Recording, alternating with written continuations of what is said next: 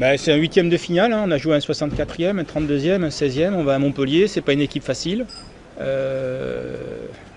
Galtier c'est plutôt un bon entraîneur, Béchu aussi, donc je pense qu'ils ont mis en place, le best-of de la façon de nous jouer qui nous emmerde le plus depuis quelques temps.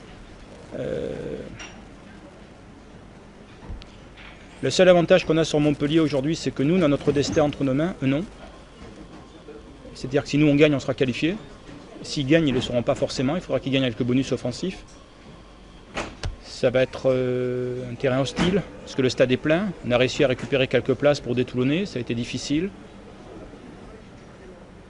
C'est du 50-50, avec un petit avantage à Montpellier, puisqu'ils jouent à la maison. On est quand même aussi conscient que c'est peut-être, paradoxalement, le plus dur pour aller jusqu'à Paris si on joue un quart et une demi à la maison, quoi. Donc ça nous donne beaucoup de motivation. Maintenant, si on perd à Montpellier, ben voilà, on préparera la saison prochaine, il n'y aura pas de révolution, on sera déçus et on ne jouera pas la Coupe d'Europe la saison prochaine. On jouera le challenge et on pourra mieux se concentrer sur le top 14. Ça ne changera rien au recrutement. Ça ne changera pas grand-chose au budget puisque grâce à de nouveaux partenaires qu'on annoncera encore bientôt, on devra à peu près avoir le même budget Coupe d'Europe ou pas que cette année. Et puis c'est un rendez-vous symbolique parce qu'il y a l'affaire Gorgodze par-dessus ça qui a envenimé les rapports. Il y a eu les déclarations de Galtier sur les forces du mal. Voilà. Qui était peut-être maladroite de sa part, mais comme moi je fais jamais de déclaration maladroite, ça m'a choqué. Donc c'est deux écoles aujourd'hui, deux clubs qui se sont affrontés dans la presse, qui vont s'affronter sur le terrain, je veux dire, mais je pense qu'il y a quand même, au-delà des petits pics qu'on peut s'envoyer, moi je respecte totalement le travail de Galtier, le travail de Montpellier. Et j'espère que la réciproque est vraie. Qu'est-ce que je peux vous dire d'autre que Gabrielson? Si vous dire, je ne l'ai pas dit encore, qu'on a fait une petite bêtise dernière fois à Mayol parce qu'on a annoncé le départ d'un joueur et que finalement il ne part pas tout de suite. C'est Mafiléo qui est fou, donc il vient de re-signer comme joker médical. Il sera donc déjà joker médical,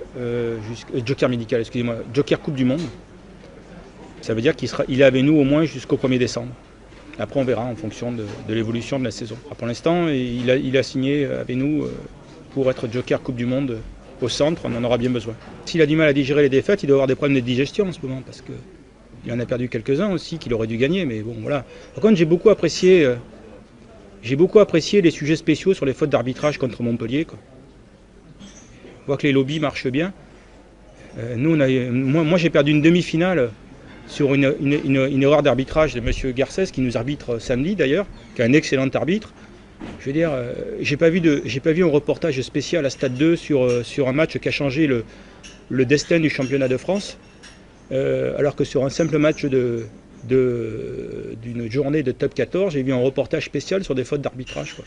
Je trouvais ça surprenant. Voilà. Je trouvais ça surprenant. Est-ce que c'est une façon de préparer le match en disant à la politique de l'arbitrage, attention, on a été blousé sur un match, vous devez nous le rendre sur le suivant? Je ne sais pas, j'espère que non.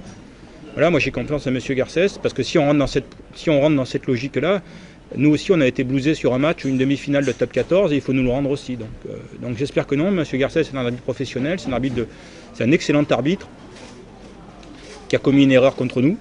Bon, je veux dire, comme des joueurs commettent des erreurs, des en avant, des conneries, voilà, et ça arrive à tout le monde, même si on l'avait un peu en travers à l'époque. Mais nous on lui fait confiance sur ce match. Parce qu'on pense qu'il sera de la plus grande équité.